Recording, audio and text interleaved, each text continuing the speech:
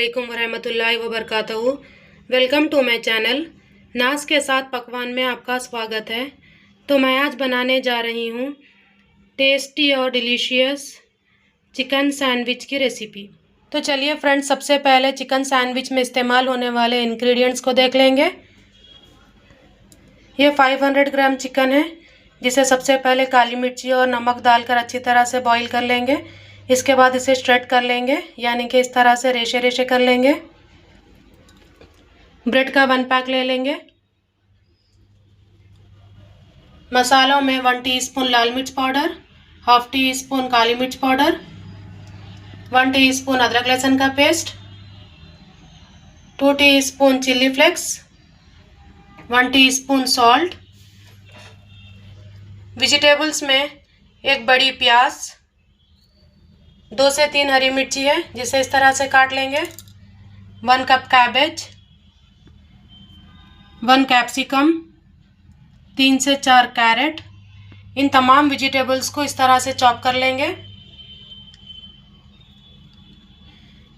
ये 1 cup chicken stock है। ये किस तरह प्रिपेयर करते हैं मैं आगे बोलूँगी, इसीलिए वीडियो को कंप्लीट वॉच करिए। 1 cup mayonnaise, 1 table spoon tomato ketchup. तो चलिए फ्रेंड्स, सबसे पहले गैस ऑन कर लिया है मैंने। गैस पर एक पैन रख लेंगे। पैन में 2 टेबल स्पून ऑयल शामिल कर देंगे। ऑयल हमारा गर्म हो चुका है, इसमें अदरक लहसुन का पेस्ट शामिल कर लेंगे और इसे कुछ सेकंड तक भून लेंगे। गैस के फ्लेम को लो पर रखेंगे। इसके बाद इसमें कटी हुई हरी मिर्ची शामिल कर देंगे। अदरक लहसुन के पेस्ट को और हरी मिर्ची को अच्छी तरह से फ्राई कर लेंगे। अदरक लहसुन का पेस्ट और हरी मिर्ची फ्राई हो चुके हैं। अब इसके अंदर प्याज को शामिल कर देंगे। प्याज को सॉफ्ट होने देते हैं, करीब 1 मिनट तक फ्राई कर लेंगे। प्याज हमारी अच्छी तरह से सॉफ्ट हो चुकी है। अब इसके अंदर कैरेट डाल देंगे। कैरेट को अच्छी तरह से बारीक काट लेना है। कैरेट डालने के बाद कैरेट को भी कुछ हद तक सॉफ्ट कर लेंगे।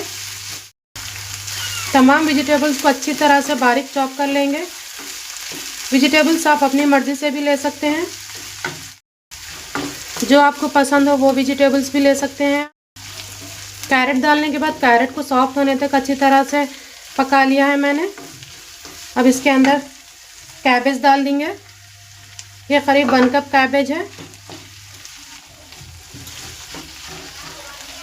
कैबेज डालने के बाद शिमला मिर्ची को भी डाल देंगे।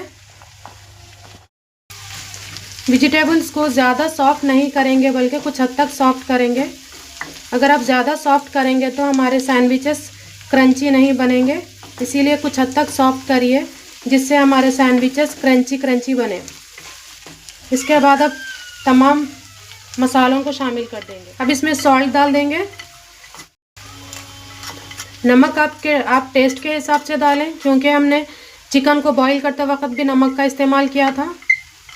लाल मिर्च पाउडर, काली मिर्च पाउडर, चिल्ली फ्लेक्स, ये तमाम मसालों को शामिल कर देंगे और इन तमाम मसालों को अच्छी तरह से मिक्स कर लेंगे। अब इसमें चिकन को भी शामिल कर देंगे। चिकन बॉईल करते वक्त सॉल्ट और काली मिर्ची का इस्तेमाल किया था मैंने, इसीलिए आप तमाम मसालों को देखकर डालिए। अगर आपके पास ज़्यादा तेज़ खाते हो तो आप मिर्ची का ज़्यादा इस्तेमाल कर सकते हैं। नमक को आप हमेशा अपने टेस्ट के अकॉर्डिंग डालिए। तमाम वेजिटेबल्स और चिकन को अच्छी तरह से मिक्स कर लेने के बाद अब इसमें चिकन स्टॉक को शामिल करेंगे। चिकन स्टॉक के क्यूब्स मार्केट में भी आसानी से मिल जाएंगे। आप चाहें तो इसे घर पर भी बना सकते हैं। चिकन को बॉईल करते वक्त काली मिर्ची, नमक और अदरक लहसुन पानी डालकर अच्छी तरह से बॉईल करिए। चिकन को अच्छी तरह से बॉईल करने के बाद जो उसमें एक्सेस पानी रह जाएगा, उसे हम चिकन स्टॉक के तौर पर यूज़ कर सकते हैं। तो इस तरह से हम चिकन स्टॉक भी डाल देंगे। अब थाली ढककर एक 5 से 10 मिनट तक पका लेंगे, ताकि चिकन स्टॉक वेजिटेबल्स में अच्छी तरह से मिक्स हो जाए। सारे मसाले चिकन और वेजिटेबल्स में अच्छी तरह से मिक्स हो चुके हैं। अब हम गैस का फ्लेम बंद कर देंगे। अब हम मायोनीज ले लेंगे। मायोनीज में केचप को शामिल कर देंगे और बारीक कटा हुआ कोतमीर ये भी डाल देंगे और इसे अच्छी तरह से मिक्स कर लेंगे। मायोनीज़ को घर पर भी आसानी से बना सकते हैं। अगर आपको मायोनीज़ की रेसिपी होना है तो आप मुझे कमेंट करिए, इंशाल्लाह मैं ज़रूर मायोनीज़ की रेसिपी शेयर करूँगी। अब इसमें स्टफिंग को शामिल कर देंगे।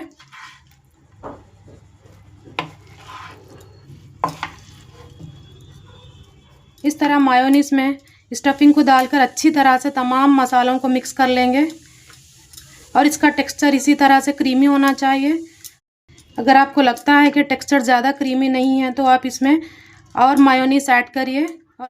सैंडविचेस को बहुत टेस्टी बनाना है तो स्टफिंग के टेक्सचर को इसी तरह से क्रीमी बनाना है।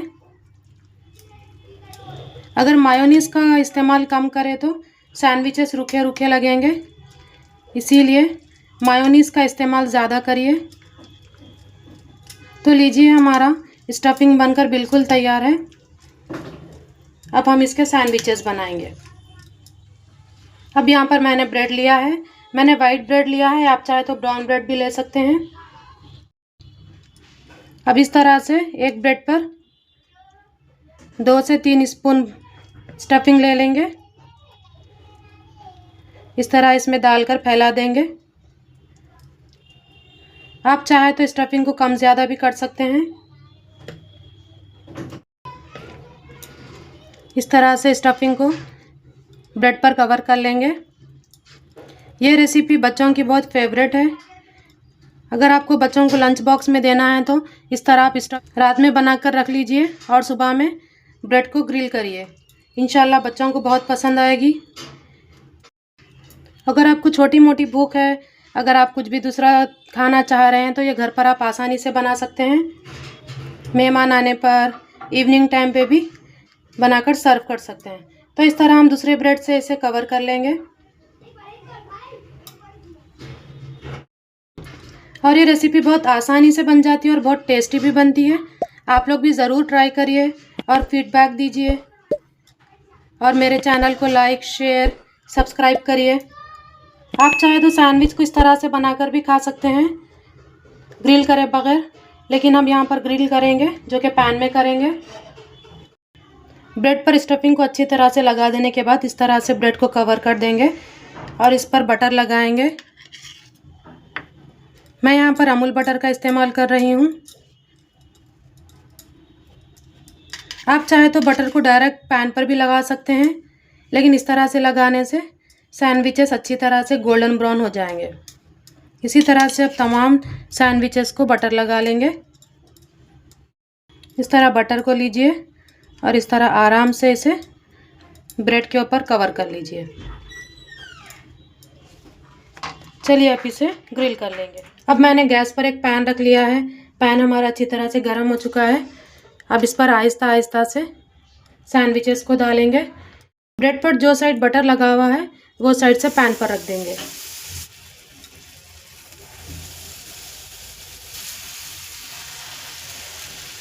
और इसे हल्का हल्का प्रेस करेंगे, ज़्यादा नहीं प्रेस करेंगे। अब सैंडविचेस के ऊपर से भी बटर को लगा देंगे।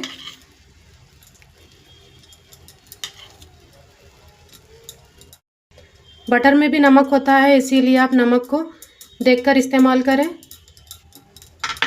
इसी तरह से आप 2 मिनट छोड़ देंगे। 2 मिनट के बाद इसे टर्न करेंगे। 2 मिनट के बाद मैंने तमाम सैंडविचेस को टर्न कर लिया है। हमारे सैंडविचेस अच्छी तरह से गोल्डन ब्राउन हो चुके हैं। अब हम इसे एक सर्विंग प्लेट में निकाल लेंगे। सैंडविचेस को हमने अच्छी तरह से सेक लिया है। बहुत अच्छे क्रिस्पी बने हैं हमारे सैंडविचेस। काटने पर आप इसकी आवाज़ सुन सकते हैं, कितने क्रंची बने हैं हमारे सैंडविचेस। ये बच्चों से लेकर बड़ों तक सबको पसंद आएंगे। देखिए, बाहर से क्रंची और अंदर से सॉफ्ट, इसी तरह हमारे मज़ेदार सैंडविचेस बनकर रेडी हुए हैं। आप लोग भी इसे ज़रूर ट्राई करिए। इसमें कम से कम इंग्रेडिएंट्स का इस्तेमाल किया है मैंने। देखिए, आप भी इस क्रिस्पी और डिलीशियस रेसिपी को घर पर ज़रूर ट्राई करिए। जो कि देखने में बहुत फ्लेवरफुल दिखाई देती है और कम से कम इंग्रेडिएंट में बन जाएगी और इंशाल्लाह सबको बहुत पसंद आएगी। मेरी इस crispy crunchy delicious chicken sandwich की रेसिपी पसंद आए तो मेरा चैनल नाज के साथ पकवान को लाइक करिए, शेयर करिए, कमेंट करिए, सब्सक्राइब करना ना भूलें। इंशाल्लाह फिर मिलेंगे नई रेसिपी के साथ। दुआओं में याद रखिए। अल्लाह हाफिज़।